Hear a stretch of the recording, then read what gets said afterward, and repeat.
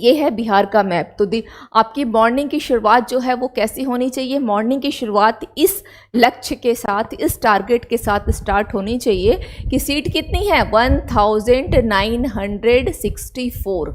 और आपको क्या करना है? इस सीट से एक सीट लेकर के चले जाना है, एक सीट आप अपने नाम ले लें। ठीक है, इस टारगेट के साथ आप पढ़ाई को स्टार्ट करें।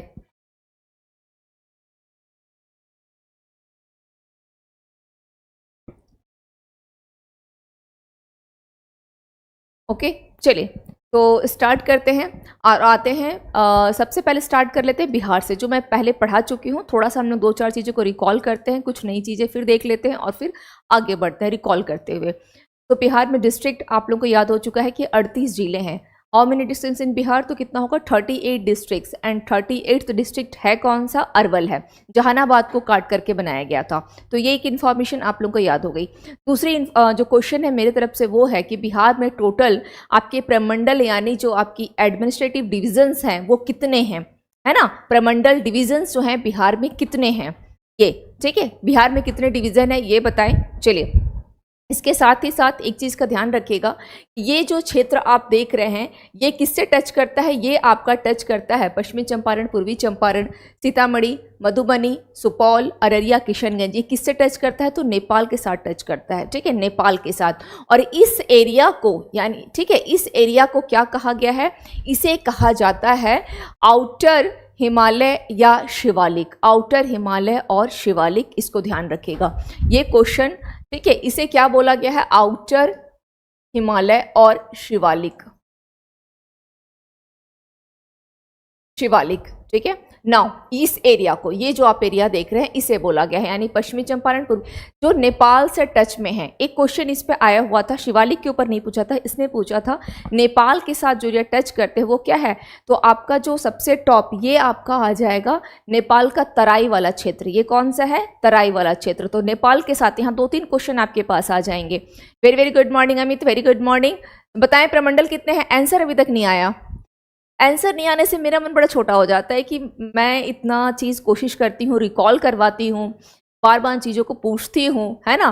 मेरी जो जहाँ भी मैंने प्रीवियस क्लास जहाँ भी मैंने लिया है जिस भी संस्थान में, तो बच्चों से एक मुझे फीडबैक जरूर मिला है कि मैडम याद करवा देती हैं। ये चीज़ एक प्लस पॉइंट रहा है। ओके, यस, आप थोड़ा अमित क्लास में लेट से आए हैं, एग्ज़ाम पोस्टपोन हुआ और मैंने इस पर चर्चा भी कर लिया है। तो पोस्टपोन को क्या लेना है? पोस्टपोन, जो वर्ड पी से जो पोस्टपोन्ड होता है उसको ये लिखे कि एग्जाम पॉजिटिव मैम। ओके, क्या लिखना है? Exam positive ma'am, not postponed. Postponed is one kind of a negative word. Postponed कैसा है? नेगेटिव वर्ड में आता है। बट एग्जाम पॉजिटिव मैम ये लिखे तो इससे क्या आएगा? एक अपने आप में कॉन्फिडेंस आएगा कि प्रीलिम्स तो इन्हीं हाउ मेरा हो ही रहा है ना, प्रीलिम्स तो मेरा होना ही है। ओके, एग्जाम पॉजिटिव मैम ये लिखें। नहीं, ओरिजिनल कुछ नहीं चाहिए, ओरिजिनल अभी कुछ नहीं चाहिए, वो आपको इंटरव्यू के टाइम पे वहाँ शो करना होता है। ओरिजिनल अभी कुछ नहीं चाहिए, ठीक है। और वैसे भी ऑनलाइन फॉर्म में आप ओरिजिनल मार्कशीट की कोई आवश्यकता तो है नहीं, आपको तो ऑनलाइन फिलअप करना है। चलिए, now yes Sonali, very good, excellent answer कि बिहार में टोटल कितने डिविजन्स हैं, कितने प्रमंडल हैं? तो बिहार में 9 प्रमंडल है। ठीक है, हम लोग इस पे भी आएंगे। इसको क्या बोला गया है? ये शिवालिक वाला जो है। अच्छा, कल ऐप पे क्लास हुई थी, ऐप पे जो क्लास होती है, जो लोग एडमिशन लिए हैं, ऐप की टाइमिंग, कल क्लास आप लोग में से कौन अटेंड किए थे? एक्चुअली कल मैं क्लास तो ली बट मुझे ये पता नहीं चल पाया था। मुझे कल कुछ टेक्निकल इश्यूज थी तो मुझे पता नहीं चल पाया। ऐप पे कल किसी ने क्लास लिया था इवनिंग में, कल मैं क्लास ली हूँ ऐप पे। मेरी क्लास की टाइमिंग भी है शाम में 6 बजे। यस सोनाली, वेरी गुड, बहुत बढ़िया, एक्सलेंट, बहुत अच्छा लगा। क्या बताऊँ, शब्द नहीं मिल पा रहे कि क्या बोलूँ मैं आपको, लेकिन बहुत अच्छा लगा। चलिए, ये होती है, मुझे अच्छा लगा कि चलो मेरी मेहनत जो है ये मेहनत हुई। एडमिशन लेना है, बिल्कुल एडमिशन लीजिए रवि, बिल्कुल एडमिशन लीजिए। इतनी तो गारंटी है, जितनी चीज़ें बता रही हूँ ना, जैसे मैंने अभी क्वेश्चन पूछा और सोनाली ने आंसर दिया, ये चीज़ मैं क्लास में बता चुकी हूँ। अब बताएं कि अधिक से अधिक इन्फॉर्मेशंस में अगर आपको दे रही हूँ, रिकॉल भी करवा रही हूँ, तो बहुत प्रीलिम्स में मोस्ट प्रोबेबली। और ये भी ध्यान रखिएगा कि जो ट्रेंड आजकल चली है, फैक्ट एंड कॉन्सेप्ट दोनों है, तो क्लासेस जो होंगी वो फैक्ट और कॉन्सेप्ट दोनों पे चलेंगी। ठीक है, मुझसे बात करना था तो आप ऐसा करें, एक नंबर नोट डाउन करें, 9312342836। इस नंबर पे आप मुझसे बात कर सकते हैं, ठीक है। चलिए नाउ, तो ये हो गई, इसको शिवालिक वाला रेंज बोला गया। ये आपके कॉन्सेप्चुअल टाइप क्वेश्चन में आएगा, फैक्ट में भी है प्लस कॉन्सेप्ट में भी है। अब ये नेपाल का तराई, अब यहाँ पर दो तीन चीजों को आप रिकॉल कर लें कि ये किसके साथ टच कर रहा है। तो बिहार किसके साथ, नेपाल के साथ ये सीमा साझा करता है, नेपाल देश के साथ जो सीमा साझा कर रहा है। साथ वो जिले कौन कौन से हैं, पश्चिमी चंपारण, पूर्वी चंपारण, है ना, पश्चिमी चंपारण, पूर्वी चंपारण। सीता के बाद आ जाती है मधु, सीता बड़ा सुंदर सा नाम है ना, और मधु।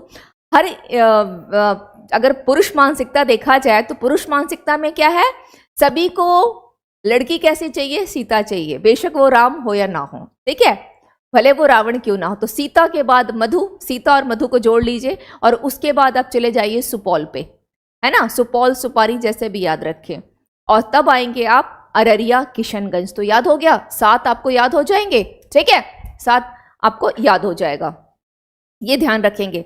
तो 7 जिले, ठीक है। अभी हम लोग केवल यहाँ पर हैं। इसके बाद अगर बात की जाए, शिवालिक हो गया। यहाँ पश्चिमी चंपारण का एक चीज और रिकॉल कर ले, पश्चिमी चंपारण की एक्चुअली ऐसे 8 डिस्ट्रिक्ट्स हैं, 8 जिले हैं जिनका जो हेडक्वार्टर है, मुख्यालय है, वो उनके नाम पर नहीं है।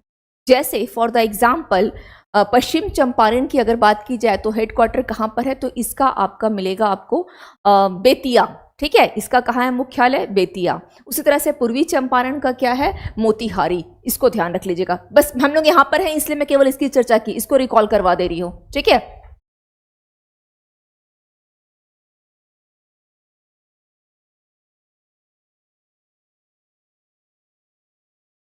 ओके, हाँ बस इसको, thank you Sonali, thank you. ये आप लोगों का ही सहयोग है, ये सहयोग आप लोगों का है। जो चीज़ें अगर मैं कुछ डिलीवरी कर रही हूँ तो ये सहयोग आप लोगों की, इसमें मेरी कोई ऐसी नहीं है कि मैं कुछ ज़्यादा कर रही हूँ, ये आप लोग का सहयोग है, आप लोगों का प्यार है। चलिए, तो ये हो गई, इसको ध्यान रख लेना है। नाउ बस हम लोग रिकॉल कर रहे हैं, मैप को रिकॉल कर लेते हैं। उसके बाद कुछ चीज़ें, ये हो गई 1964। प्रमंडल पे जब मैंने बात किया था तो मैंने कहा था टोटल डिवीज़न कितने हैं, टोटल डिवीज़न 9 है, और इस 9 डिवीज़न में 5 नॉर्थ बिहार में है एंड 4 कहाँ है, साउथ बिहार में है। तो जो नॉर्थ बिहार वाला क्षेत्र है, तो आज एक नया मैप पे एक चीज़ नया और सुन लीजिए, ये जो एरिया है, ये एरिया, ठीक है, इस एरिया को अगर आप देखते हैं, ये एरिया, ये वाला जो एरिया है, मैं बता, पश्चिमी चंपारण यानी जो यूपी से सटे हुए जिले हैं, उत्तर प्रदेश से सटे हुए जिले, कितने जिले हैं उत्तर प्रदेश से सटे हुए, 8। पश्चिमी चंपारण, गोपालगंज, सिवान, सारण, भोजपुर, बक्सर, सॉरी हाँ, भोजपुर, बक्सर, कैमूर, रोहतास। तो ये जो जिले हैं ये आपको उत्तर प्रदेश से टच में आते हैं, और इस तरफ में जो बोली जाती है, यहाँ की जो लैंग्वेज है, जो रीजनल लैंग्वेज जो बात की जाती है, वह क्या है, भोजपुरी है। वह क्या है, भोजपुरी है, इसको ध्यान रख लीजिएगा, यह क्या है, भोजपुरी है, ठीक है। इस वाले क्षेत्र में आपको ऐसे याद रह जाएगा, ये ऐसे याद रह जाएगा, पश्चिमी चंपारण, गोपालगंज, सिवान। हाँ, अभी हम लोग, मैंने क्या कहा था कि अगर मुख्यालय को लेकर के पूछता है एग्जाम में तो पश्चिमी Champaran, Bettiah. Just a minute, just a second,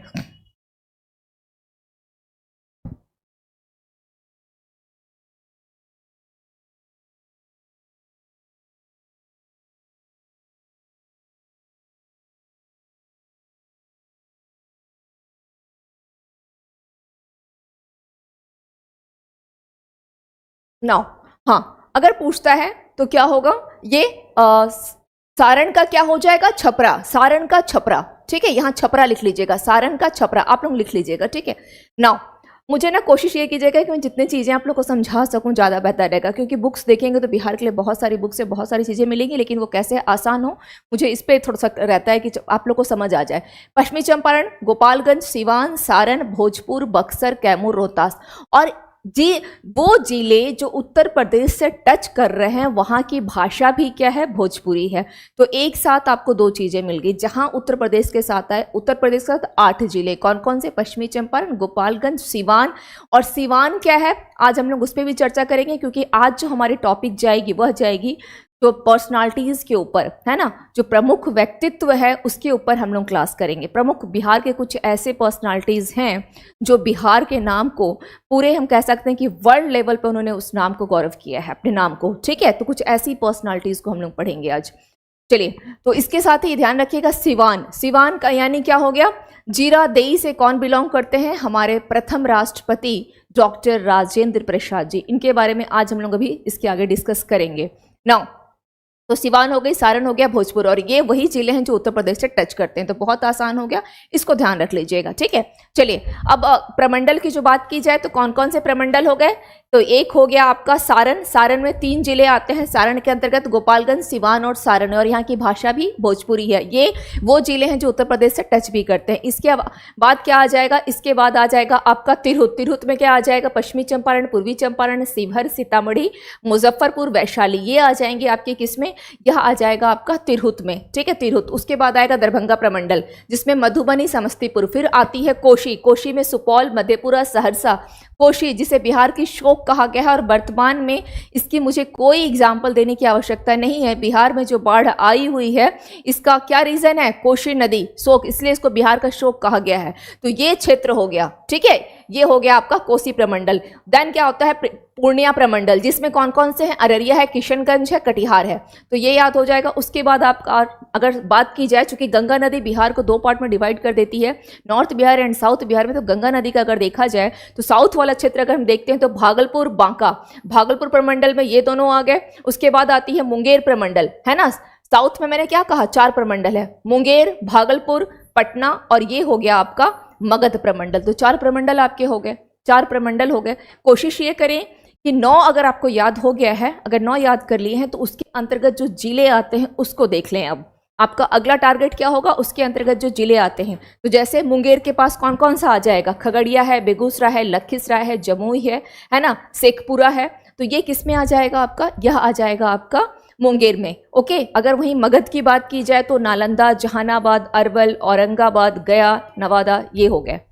तो कितने, वो एक नंबर भी याद रखिएगा, ठीक है। बाई चांस अगर नंबर पूछ लिया कि मगध प्रमंडल में कितने जिले हैं, अगर नंबरिंग पूछ लिया तो ध्यान रखिएगा कि नाम क्या क्या है, तो भी आप वहां पे निकाल सकते हैं, ओके। तो नंबर के साथ याद कर लीजिए, ठीक है। नाउ तो ये हो गई आपकी, और इसके अलावा बाकी चीज़ें तो रिकॉल करते रहिए। अगर आज जो बताया है, आज मैंने जो बताया, अब ये दिमाग में फिट हो जाना चाहिए, इसमें मिस्टेक नहीं होनी चाहिए, ठीक है। आपको क्या करना है, रिकॉल, मैं रिकॉल करने के लिए ही ये बताती हूँ, रिकॉल, ताकि आपको याद रह जाए, वरना सारी चीज़ें बुक्स में तो बीपीएससी क्या सभी एग्जामिनेशन के लिए एक नहीं 10,000 बुक्स है मार्केट में। आपको क्या करना है, एक बुक को पढ़ें और उसको बार बार पढ़ें और समझें। एक बुक को समझ जाएंगे, कॉन्सेप्ट क्लियर हो जाएगी, किसी भी आंसर, कोई भी क्वेश्चन है आप उसका आंसर कर सकते हैं। नाउ तो अब हम लोग बढ़ते हैं नेक्स्ट टॉपिक की तरफ आते हैं।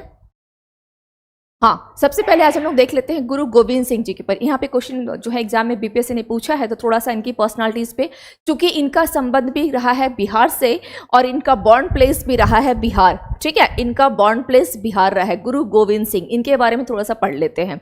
गुरु Govind Singh was born in 22 December 1966, sorry क्या होगा 16/6, ओके 16/6। चलिए, इनका अगर बात की जाए बॉर्न को लेकर के, इनका बॉर्न